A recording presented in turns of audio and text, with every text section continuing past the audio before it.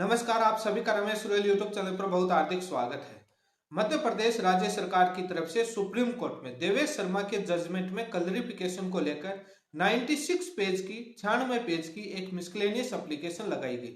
इस वीडियो में इस बात पर चर्चा करूंगा कि मध्य प्रदेश राज्य सरकार ने 96 पेज में क्या लगाया है, क्या सुप्रीम कोर्ट से छुपाया है, कौन कौन से ऑर्डर लगाए हैं, कौन कौन से ऑर्डर छुपा लिए, कौन से मजबूत तथ्य लेकर के अपना हथियार यूज किया है। इस बात को लेकर इस वीडियो में चर्चा करूंगा। इसी के साथ वेस्ट बंगाल की तरफ से जो 200 से ज्यादा पेज की जो मिसलेनियस एप्लीकेशन लगाई गई उस पर चर्चा करूंगा।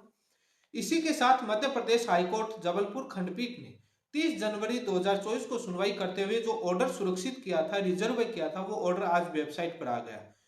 उस आदेश के बारे में चर्चा करूंगा कि मध्य प्रदेश हाईकोर्ट ने क्या कहा है, कितनी नाराजगी व्यक्त की है और वो ऑर्डर सुप्रीम कोर्ट में ट्रांसफर पिटीशन और मिसलेनियस एप्लीकेशन में कितना मजबूत साबित होगा।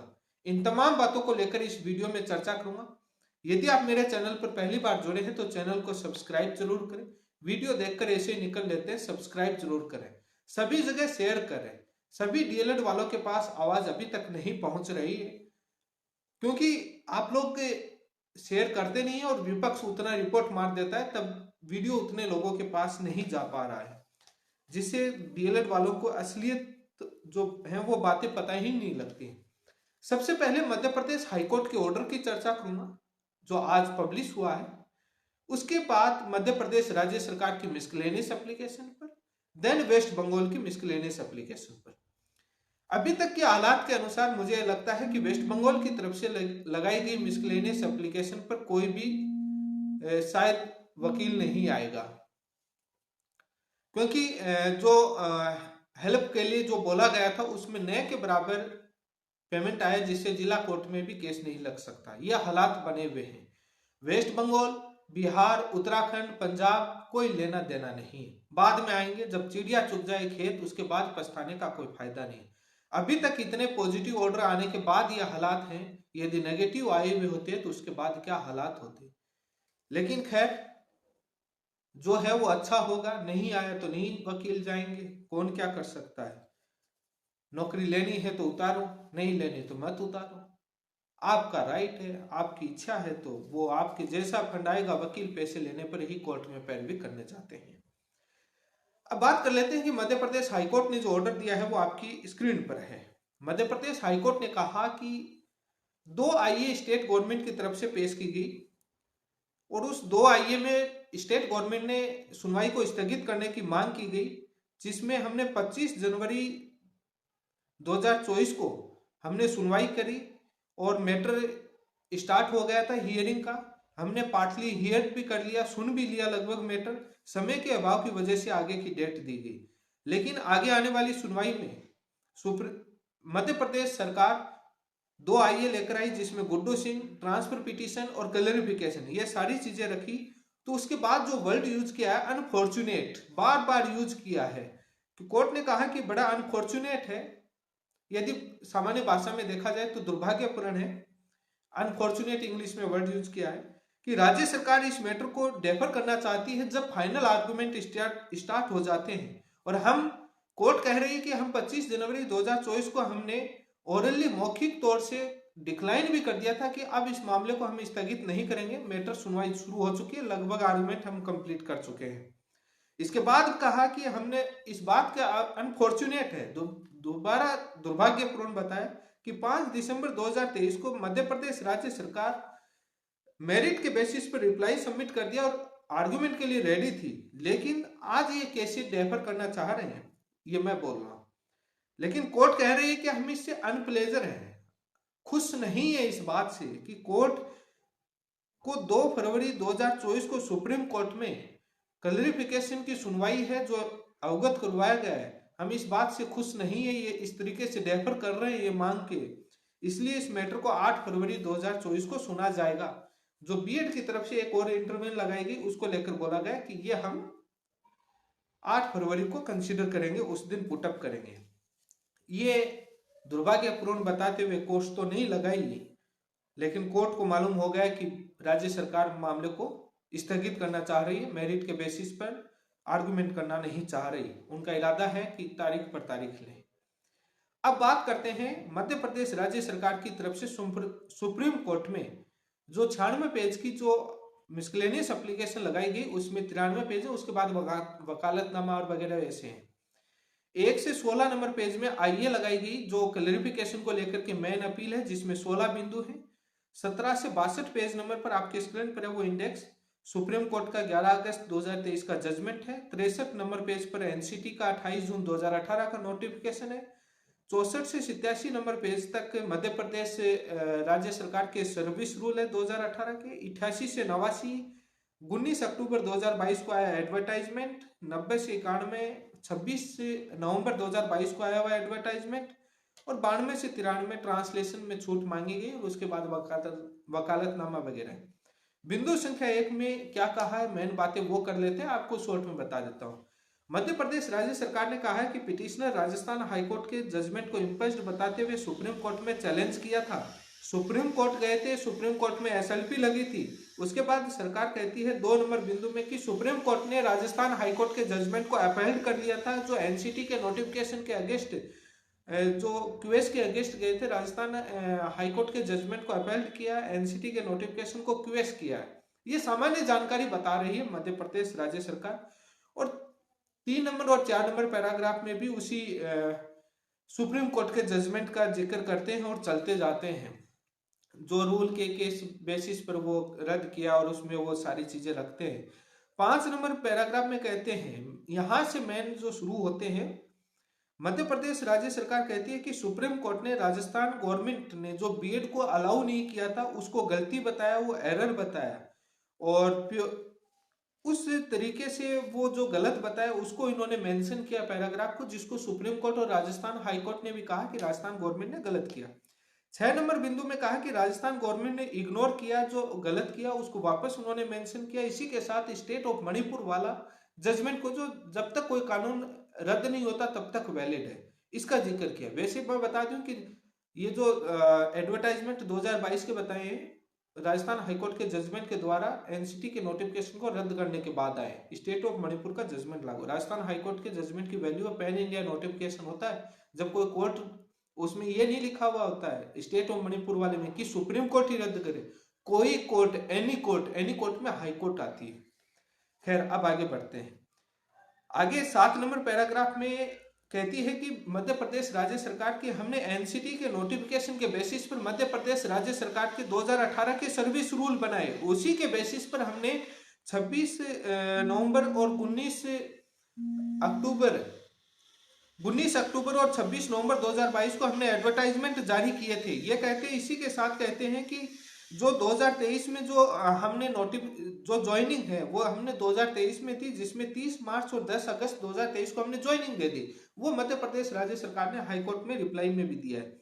उसके बाद एक इंडेक्स दिखाते हैं घटनाक्रम की, कब कब एनसीटी का नोटिफिकेशन और कब रद्द हुआ, कब हमने विज्ञापन जारी किया, कब ज्वाइनिंग दी, और वो एक घटनाक्रम की इंडेक्स दिखाते हैं। उसके बाद 8 नंबर पैराग्राफ में कहते हैं कि जो मध्य प्रदेश राज्य सरकार सुप्रीम कोर्ट में देवेश शर्मा के जजमेंट में हम पार्टी नहीं थे, हमारे ध्यान में नहीं था, हमने एनसीटी के नोटिफिकेशन के बेसिस पर हमने अपॉइंटमेंट कर दिए, ये बात कह रहे हैं। उसके बाद 9 नंबर पैराग्राफ में कह रहे हैं कि 11 अगस्त 2023 के जजमेंट में, इस बात का मैं जवाब दूंगा, वेट कीजिए, ये पार्टी नहीं थे, उनको मालूम नहीं था इन्होंने, इसलिए एनसीटी के नोटिफिकेशन के बेसिस पर ज्वाइनिंग कर दी। 8 नंबर पैराग्राफ।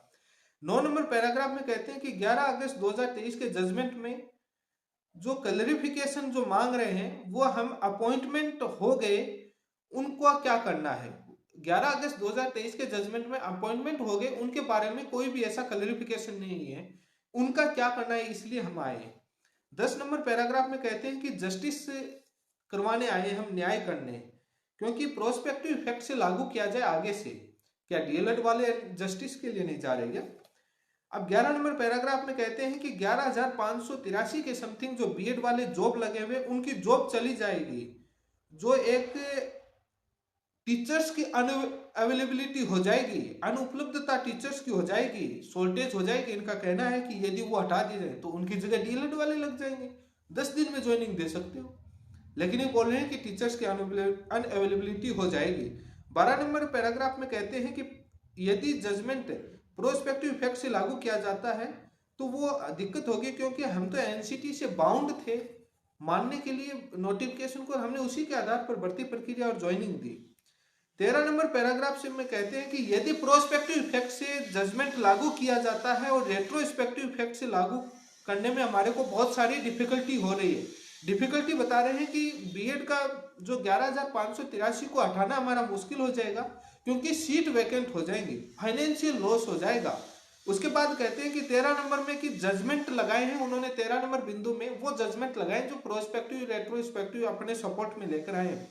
14 नंबर पैराग्राफ में इन्होंने मध्य प्रदेश हाईकोर्ट में जो पेंडिंग केस है उसके बारे में भी जिक्र किया है। जो मध्य प्रदेश हाईकोर्ट में जो पेंडिंग केसेस हैं, जो केसरी नंदन साहू और विपिन और उन केसेस का जिक्र किया, बट वो ऑर्डर नहीं लगाए, इतना एक टेबल बना करके लगाई कि ये केस मध्य प्रदेश हाईकोर्ट में पेंडिंग है।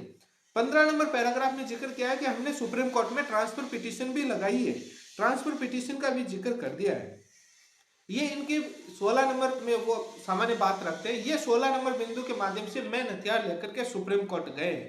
अब मैं बात कहना चाहता हूं कि जो मध्य प्रदेश राज्य सरकार किस प्रकार से गई है।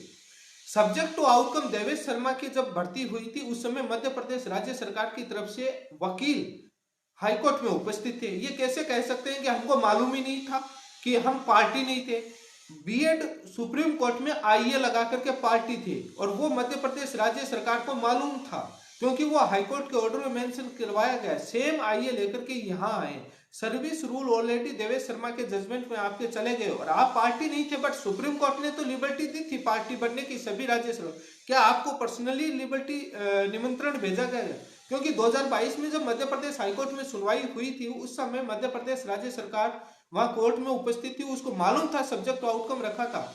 जो नियुक्ति पत्र दिए गए उसमें सब्जेक्ट टू आउटकम का जिक्र किया गया है, तो आज कैसे ये बात मना कर रहे हैं?